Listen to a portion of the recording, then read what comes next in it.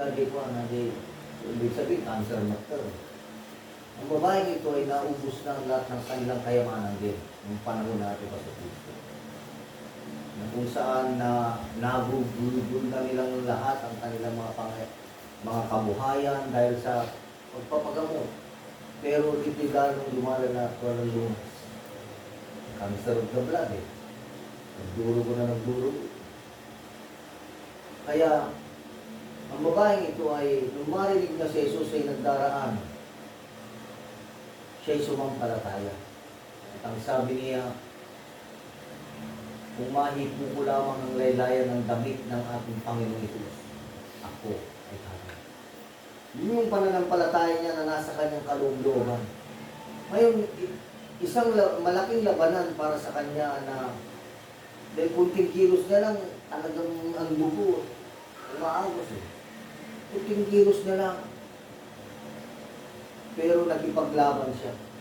Hindi siya give up, kahit sa dami ng mga tao na nakaharang para maabot niya yung laylayan ng damit ng Panginoon Kristo, hindi siya give up. At nang ito'y kanyang, talagang nagumakaw siya hanggang sa maabot niya. Nung naawakan niyo yung laylayan ng damit ng Panginoon, tumigil yung pagduro. 12 years niya inagasan. At nung maawakan niya yung laylayan ng damit ng Panginoon, siya ay gumaling. Ayan sabi ni Jesus, sino umawak sa akin? Bakit? Panginoon, bakit puro? Madami ng mga tao hindi na natin alam. At ang sabi niya, may lumabas sa akin kapangyarihan. E kung nakita mo, magiging damit, ang pananglitan ng Panginoong Kristo ba? May kapamalaan, may authority, may kapangyarihan lumalabas, at nagpapatigil ng lahat. Kaya ngayon, Lisa, kung ikaw ay sasampalataya sa mga iyo, ikaw. Kasi nothing is impossible. Kung ilalagak mo ang pagtitiwala mo sa Diyos na pinanggalingan ng ating hininga, ating lakas, yun ang imposible. Yung imposible, magiging posible sa Kanya. Sapagkat siya Diyos na makapangyarihan, siya Diyos na mahabagin. At ibinibigay niya ito sa mga taong lumalapit sa Kanya. Makikita mo wala ng Panginoon. Subalit ang Kanyang salita noon, ngayon, at magpakailanman. Kung paano siya nagpagaling noon, ay hindi. Kahit saan, magpapagaling siya. Kung ikaw ay sasampalataya, kung ikaw ay maniniwala kay Jesus, na siya natin dakilang manggagawa, ikaw ay gagawin. Maraming mga sa banal na kasulatan, maraming kasaysayan na lahat ng mga sampalataya sila ay gumaling. Isang senturyon na ang kanyang anak ay lubhang pinahihirapan ng dyablo, ng demonyo. Naghihingalo. Ang sabi niya na parang sa Jesus, ang aking anak ay sobrang pinahihirapan ng dyablo. At ang sabi niya, ako'y paroroon at akin siyang pagagaling. Ang sabi ng senturyon, hindi Panginoon, hindi ako karapat-dapat. Hindi ka kakarapat-dapat na pumasok sa aking bubungan sapagkat kami kasalanan. At ang sabi ni Jesus, ang senturyon na ito, sabihin mo lamang yung salita, malayo at ang aking halina ay gagaling. Hindi yung pananampalataya ng senturyon. Ibagam lang ni Sao, Apo Jesus. At ang aking alila ay gagaling.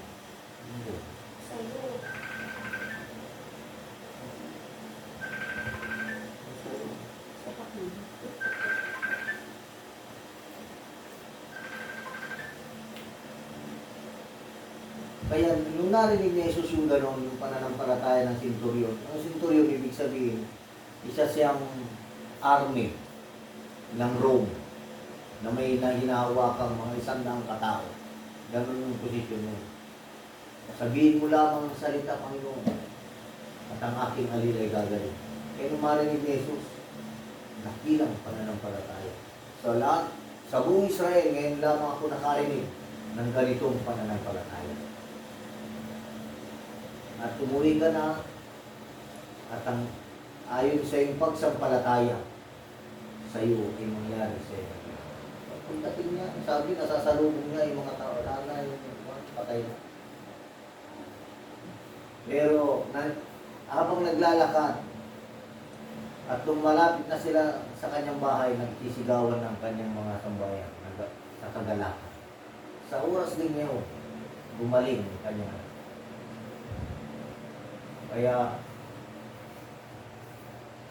yung mga imposibleng bagay, hindi na doktor. Dahil, yung mahihirap na bagay, pananampalataya. Yung paniniwala mo kay Jesus. Dahil siya lamang ibinigay sa silong ng langit na siyang sukat ikaligtas ng tao at wala nang iba. Ang ating Panginoon. Kaya kaysa ang palataya, kaya nung makausap ko nga ang Indian mga isang araw, sabi niya, Sharon mo ta, sabi niya sa akin. Doon mo nakilos yung aking lupit.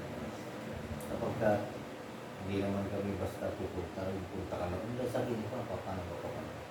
Naghihintay kami ng yung salita ng Diyos. Kaya, nung narinig ko kay mama mo, kay Mama Glina, papanang mo ta, lagi. Kaya, nagnais na yung loob ko. Kaya sinabi ko kaya natin mga parunan natin. At itong oras, ginalaw ko ng Panginoon, ay lalapit sa Kanya, tayo magpakumbaba. Kasi lahat tayo makasalanan. Kaya kailangan natin ang kaligtasan ng tagapagligtas. Lahat tayo mapapahamak kung wala si Jesus. Eh, sabi niya, sino man sa Kanya sumampalataya ay hindi na mapapahamak, hindi magkakaroon siya ng buhay na wala. Kaya lahat ng yan, huwag sumagi sa inyong isipan. Bakit ganito? Ang sakit na dumarating sa tao, ito'y binibigay ng Diyos. Lagi sabi mo, hindi yan galing sa Diyos. Pinapahayagan ng Diyos yan. Ano kung maalala ko? Kaya tayo lalapit sa Kanya. Patingin natin sa Kanya. Tawagin mo yung mga anak mo. Sino yung babae? Kapatid mo? Maraming po para magkaroon sa tayo. Kaya sa tayo.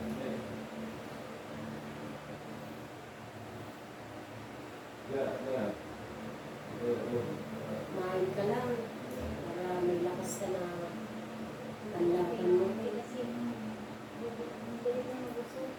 Kahit masama rin.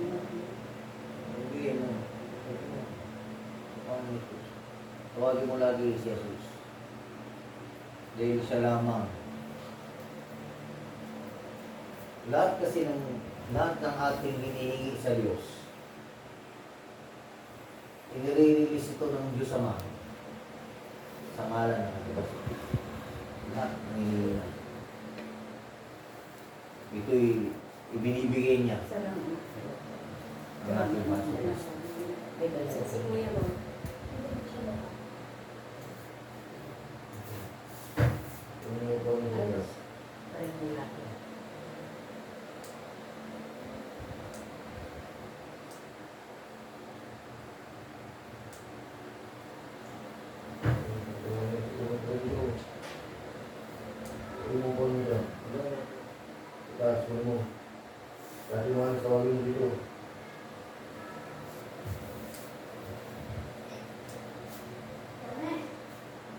Third floor pa pala. Ang senyo. Third floor. Yun. Teka lang. Teka lang.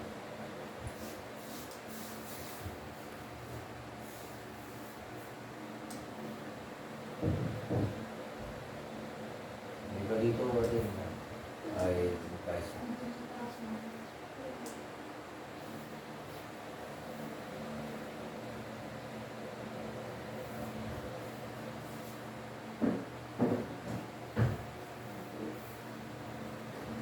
Ay, tumayo. Wala pa.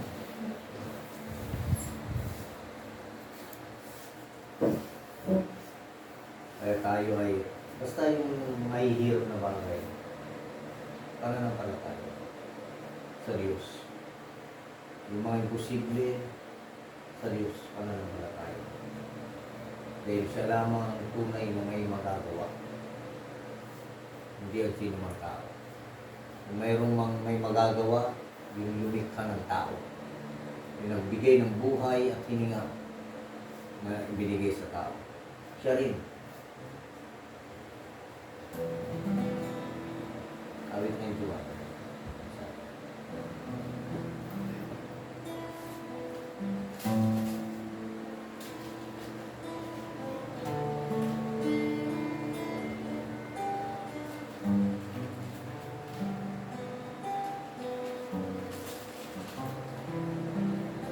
Ang katatagan ng napitiwala sa Panginoon, siyang tumatangan sa linya dako ng katastaasan, ay mananatili sa linya ng kapangyarihan sa lahat.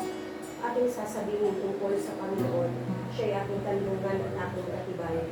Ang Diyos ko na siyang aking pinitiwalaan, sapagat kanyang ililigtas ka sa sino ng paninilo at sa mapamusang salong. Kanyang tatakpan ka ng kanyang mga bagwis at sa ilalim ng kanyang mga pakpak ay mga nalupa. Ang kanyang katotohanan ay kalasag at baluti. Ikaw ay hindi matatapos sa kakilabutan sa gabi. Isa pa naman ang nililagpos kong araw. Dahil sa salot na dumarating sa kadiliman, dahil sa pag-ibaba na sumisira sa katanghaliang tapat. 1,000 ay mabubuwal sa iyong siping at 10,000 sa iyong kanan. Ngunit hindi lalapit sa iyo. Iyong mga masdan lamang ng iyong mga mata at iyong makikita ang ganti sa masama. Sapagkat ikaw, O Panginoon, ay aking kanlungan. Iyong ginawa ang tataas-taasan na iyong tahanan. Walang kasamaang mangyayari sa iyo. Kaya anumang salot ay lalapit sa iyong tolda. Sapagkat siya'y magbibiling sa kanyang mga anghel tungkol sa iyo, upang ingatan ka sa lahat ng iyong mga lakad.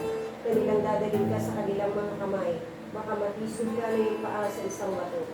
Iyong yayapakan ang leon at ang ulpong, ang batang leon at ang ahas ay yuyurakan mo ng iyong mga paa, sapagkat kanyang inilagat ang kanyang pag-ibig sa akin, kaya iniligtas ko siya. Aking ilalagay siya sa mataas, sapagkat kanyang naalaman. Yun yung kasama-sama. Saan man kayo pumunta. Siya'y mananatili sa tahanan nito.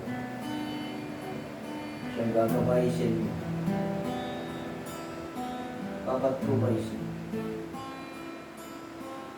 Sa karawan niyo. Sa din, tanggapin mo sila sa Panginoon. Taas natin ang ating mga kamay, pikit natin ang ating mga mata at Teresa. isa, sumunod ka, sumunod tayong lahat sa maisip panalangin. Sabihin natin lahat, Panginoong Yesus, narito ako, sa oras na ito, lumalapit sa iyo, isang makasalanan.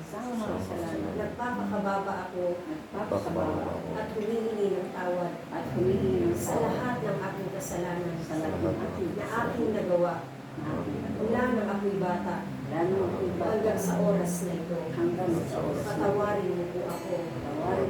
Binubuksan ko ang aking puso. Halika, Panginoong Jesus. Halika, Panginoong Jesus. Pumasok ka sa aking puso. Tinatanggap kita bilang Panginoon at sariling tagapagligtas ng aking buhay. Sa oras na ito, isulat mo ang aking pangalan sa aklat ng buhay. At ako'y nangangako, maglilingkod ako sa iyo habang ako'y nabubuhay. Salamat sa kaligtasan na ibinigay mo sa akin sa oras na ito. Salamat Santong Espiritu. Pinupuri kita, muli na pasalamatan kita sa pangalan ni Jesus. Amen. Holy Spirit, Thou art welcome in this place. Holy Spirit, Thou art welcome in this place. Omnipotent Father, have mercy and grace. Thou art welcome here in this place. Come, Lord, to Henry and thirsty within. Come, restore us, dear Father, revive us again.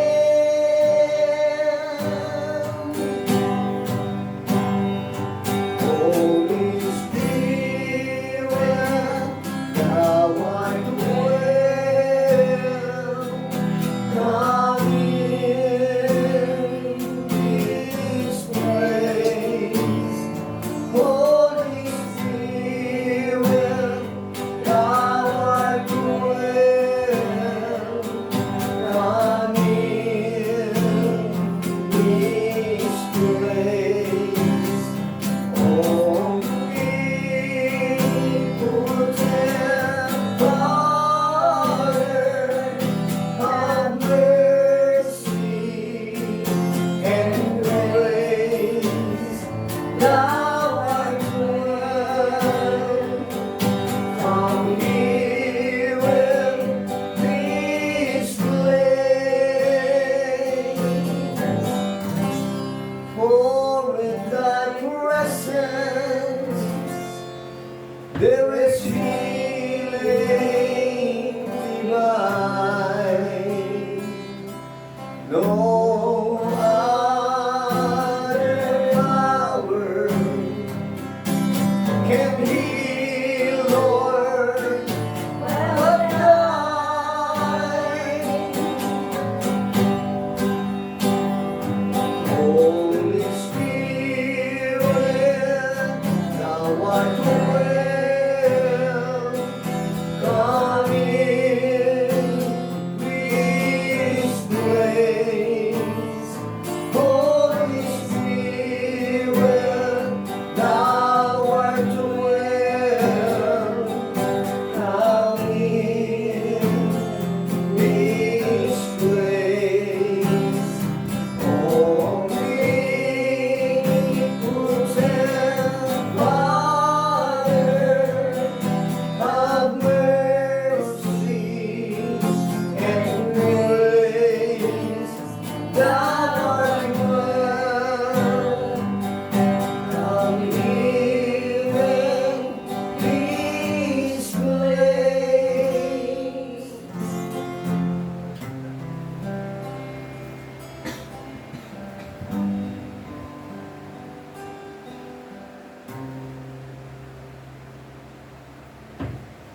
Ama, sa oras na ito, kami nagpapakababa ng mababang mata. Nanuman ang makita mong karumihan sa langit. Sa bawat sa amin. Tawarin. Mga salita na aming nasasalita na di marapat siyempre. Patawarin. Masamang isip. Patawarin. Sa oras na ito, Diyos, na kung paano ang babaeng inagasan Kung siya'y sumampalataya, siya ay nakatanggap ng kagalingan. Na kung paano ang bulag na si Bartender, ikaw ay kanyang marinig. Siya'y sumisigaw, Jesus, anak ni David, mabagtas ka. At siya'y yung kinabagan. Sa oras na ito, o aming Panginoon Jesus, si Risa lang ang tapat niya. Siya'y sumisigaw na siya ay iyo. Sapagkat ito ang kalooban ng lahat na lumalapit sa iyo, lahat ng sumasampalataya sa iyo, ito'y iyong pag-atay. Kaya ma, sa pangalan ng pinakamataas na pangalan ng aming Panginoon sa Kristo,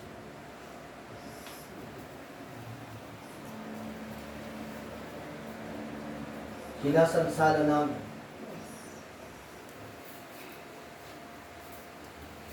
sa pamagitan through the blood of Jesus. Ikaw na lahat ng uri ng sakit at karamdaman, sa pangalan ni Jesucristo, lumayas ka. Go! Jesus' name. Ikaw na colon cancer, we bind you. Go! In the mighty name of Power in the Jesus. blood of Jesus. Wala kang karapatan sa Yes, in Jesus' name. siya'y pag-aaring sarili ng Diyos. Yes. Siya'y anak ng Diyos. Ano mang inilagay, alisin mo sa iyo, sa kanyang kaluluwa. Lumayas ka sa pangalan ng Jesus. Ikaw na kaina, lumayas ka in the mighty name of Jesus. Depression, we bind you in the mighty name of Jesus. Ikaw na takot, lumayas ka in the mighty name of Jesus. Wala kang karapatan sa kanyang, sapagkat siya'y binili sa halaga ng dugo ng aming Panginoon Jesus. Alin? Ikaw na giving up spirit, go! In Bind Jesus' name. Pamabaga ng mga paa, go! In Jesus' Bind name. Pamabaga ng tiyan, go! In Jesus' name. Power in the blood of Jesus. Wala kang karapatan in Jesus' name. In the mighty name. Yes. In the mighty name. Ikaw na walang pananampalataya, Yes. we bind in the mighty name. Deceiving spirit, we bind in the mighty name of Jesus. Pamamayat, we bind you in the mighty name of Jesus. Wala ka sa bukas. At sa oras nito, mula sa trono ng biyaya ng Diyos Ama sa kalangit, ay aming pinakalagay sa pangalan ng Diyos Kristo. At dumalo ang kagalingan. Yes. Let me know my way. Dumalo yung kagalingan mula sa kanyang ulunan hanggang sa silong ng kanyang talampakan. Let it flow. The healing and deliverance. Ang pagpapalaya mo, Panginoon. Dumalo. Ang kapayapaan, dumalo in the mighty name of Jesus. Yes, the blood of Jesus. Tridyan to, dumalo in the mighty name of Jesus. Philippians 4:19, we dumalo in Jesus. Oh, hallelujah. Hallelujah. Pananampalataya. Yes. Let it flow. Ang pag-ibig mo, Panginoon, ibusos. Yes. Ang kapayapaan, galing mo, Panginoon. Sa buhay ng aming kapatid at sa buong sambahin. Ang pag-ibig mo, Panginoon, dumidaling sa bawat isa sa kanya. Hallelujah. Kaya maraming salamat sa iyo. Ikaw na totoong napakabuti. Ikaw na totoong napakanakita. Ikaw ang siyang aming itinataas at dinadakila sa oras nito. Hallelujah. Kaya maraming salamat po, Diyos. At sa oras na ito kami sumasampalataya na tinanggap na ni Risa ang kanyang kagalingan. In the mighty name of Jesus. Ama, ito ang aming dalangin. Binabalik namin sa ngalan ng Panginoon Kristo. Ngayon at magpakailan. Nagdadalo sa amin ang tingin. Amen. Alisin mo naman.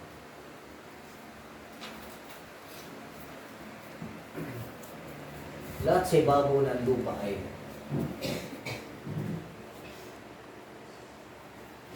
isipin natin